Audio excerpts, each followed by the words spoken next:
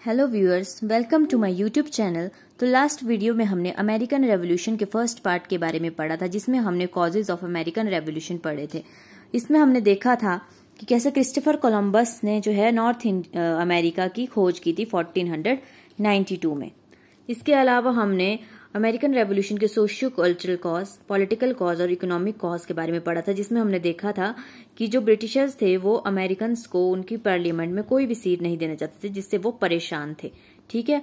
और इसके अलावा इकोनॉमिक कॉज में हमने देखा था कि किस तरीके से ब्रिटिश के जो किंग थे उसने बहुत सारे ट्रेड को रोकने के लिए एक्ट्स लगा दिए थे। ठीक है।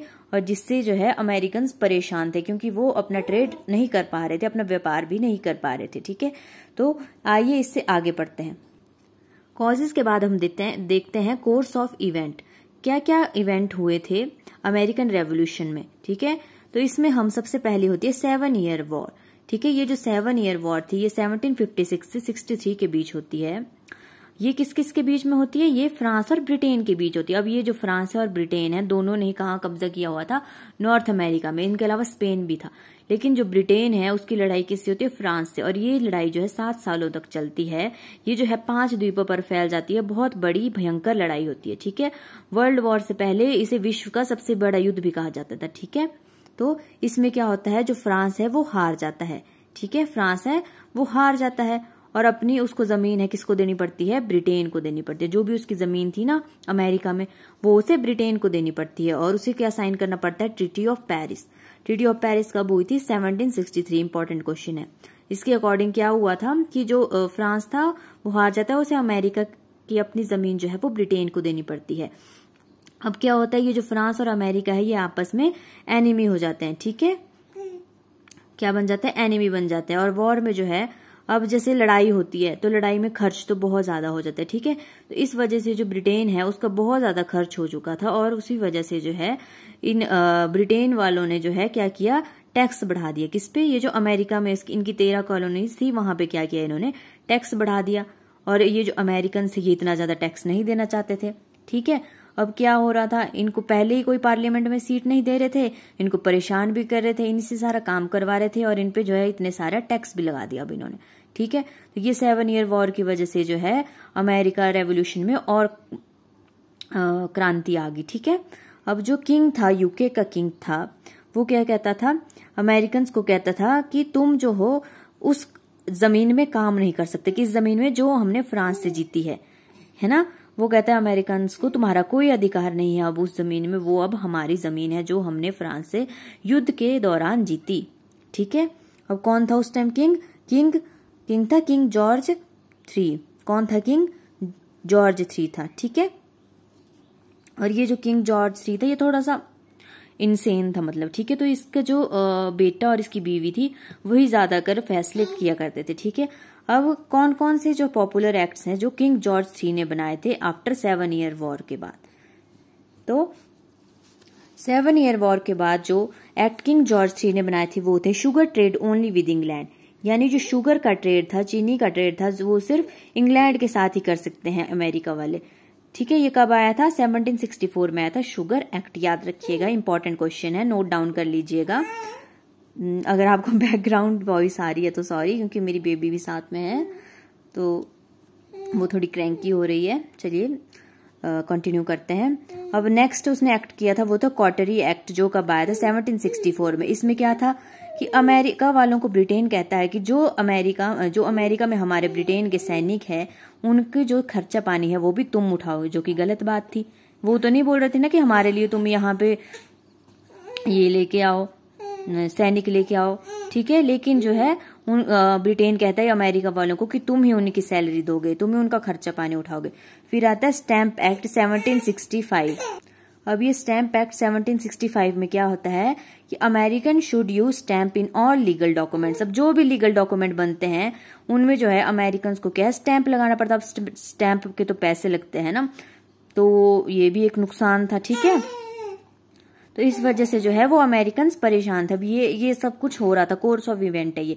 इन सब वजह से जो है अमेरिका में रेवोल्यूशन आ रहा था। अब क्या हुआ? Protest begins. क्या है? क्रांति, असली क्रांति अब शुरू होती है। और जब ये क्रांति शुरू हुई तो कौन सा स्लोगन फेमस हुआ? नो टैक्सेशन विदाउट रिप्रेजेंटेशन, कि जब तक हमें रिप्रेजेंटेशन नहीं मिलेगी ब्रिटेन के पार्लियामेंट में तो अब तक हम कोई भी टैक्स नहीं देंगे। तो ये स्लोगन उस टाइम बहुत फेमस हुआ था रेवोल्यूशन के टाइम, ठीक है। नो टैक्सेशन विदाउट रिप्रेजेंटेशन, ये भी इंपॉर्टेंट है, नोट डाउन कर लीजिए, ठीक है। फिर एक और इंसान आता है, एक और बंदा आता है, सैमुअल एडम्स। ये जो सैमुअल एडम्स था इसने ग्रुप बनाया सन ऑफ लिबर्टी। क्या ग्रुप बनाया इसने? सन ऑफ लिबर्टी, ठीक है। ये भी बहुत इंपॉर्टेंट है, इसका भी बहुत बड़ा हाथ है रेवोल्यूशन में, अमेरिकन रेवोल्यूशन में, सैमुअल एडम्स, ठीक है। अब इसके बाद आता है डिक्लेरेटरी एक्ट 1766, ठीक है। इस एक्ट में क्या होता है कि न्यूयॉर्क में क्या होता है कि ये कहते हैं कि जो तुमने स्टैम्प एक्ट बनाया था 1765 वाला, उसको जो है तुम रद्द कर दो, लेकिन अगर किंग चाहेगा, राजा चाहेगा, तो तुम्हें दोबारा से ये कंटिन्यू करना पड़ेगा। इससे भी अमेरिकन दुखी थे कि क्यों कंटिन्यू करना पड़ेगा, या रद्द करना है तो एक बार रद्द कर दो, ठीक है। लेकिन ऐसा नहीं होता, ठीक है। तो इसके बाद क्या आता है? टाउनशेड एक्ट आता है 1767 में। अब ये जो टाउनशेड एक्ट था ये किसके नाम पर बना है? ये बना था चार्ल्स टाउनशेड के नाम पर, ठीक है। अब ये चार्ल्स टाउनशेड कौन था? इसने क्या किया था? जिसने ये स्टैम्प एक्ट बनाया था ना, उसी को हटा दिया, ठीक है। स्टैम्प एक्ट बनाने वाले को ही हटा दिया। अब इसने क्या किया? दोबारा से ये टैक्स ले आया। क्या टैक्स ले आया? ये एक नया ही टैक्स ले आया, असेंशियल गुड्स पर टैक्स। जैसे कि जो भी घर बनाने का सामान था, ये असेंशियल था, जैसे टी, पेपर या फिर पेंट, ग्लास, लेड, इन सब चीजों पे जो है इसने चार्ल्स टाउनशेड ने क्या है? टैक्स लगा दिया, ठीक है। उसके बाद एक और इवेंट होता है बोस्टन मैसेकर, ठीक है, यानी नरसंहार, ठीक है। जैसे बहुत सारे लोगों को जब एक जगह मार दिया जाता है ना, तो इस टाइम क्या होता है? बोस्टन में जो है 5 अमेरिकन को जो है एक साथ मार दिया जाता है, जिससे भी जो है विद्रोह खड़ा हो जाता है, ठीक है, और लोग भड़क जाते हैं। अब ये जो सैमुअल एडम था और इसका एक और साथी था पॉल रिवर, इसने क्या किया? इस बात को फैला दिया कि ये लोग जो है अमेरिकन को मार रहे हैं, जिस वजह से लोग और भड़क गए ब्रिटेन के खिलाफ, ठीक है। और उसके बाद आता है टी एक्ट 1773, ठीक है। टाउनशेड एक्ट के बाद कौन सा एक्ट आता है? T act 1773। अब इस टाइम क्या होता है कि न्यू प्राइम मिनिस्टर आ जाता है ब्रिटेन में, ठीक है। ब्रिटेन में कौन है? नया प्रधानमंत्री आ जाता है, लॉर्ड नॉर्थ। क्या नाम था उसका? Lord north. अब ये जो लॉर्ड नॉर्थ था ये क्या करता है? सारे टैक्स रिमूव कर देता है, सारे टैक्स जो भी ऊपर लगे थे वो सब रिमूव कर देता है। बट ये कौन सा टैक्स रिमूव नहीं करता? टी टैक्स, जो कि सबसे ज्यादा इंपॉर्टेंट था, क्योंकि अमेरिकन को तो चाय बहुत पसंद थी, ठीक है। अब अमेरिकन चाहते थे कि टी को भी फ्री किया जाए। अब वो क्या करते हैं? जो बोस्टन हार्बर था, यानी बोस्टन का बंदरगाह था, जहां पे सारे चाय के जहाज आते थे, ठीक है। चाय के जहाज आते थे इंपोर्ट होकर बोस्टन हार्बर पे, वहां पे क्या कर लेते हैं ये लोग? चाय के जहाज आने से रोक देते हैं, ठीक है, वहां पे रोक देते हैं। फिर क्या होती है? Boston T party. Boston T party क्या है? ये होती है 16 दिसंबर 1773 को। अब बोस्टन टी पार्टी क्या है? ये कोई पार्टी नहीं है, ठीक है। इसमें क्या होता है? ये जो सैमुअल एडम्स था ये अपने ग्रुप के साथ मिलकर, क्या ग्रुप था इसका? Son of liberty. अपने ग्रुप के साथ मिलकर क्या करता है?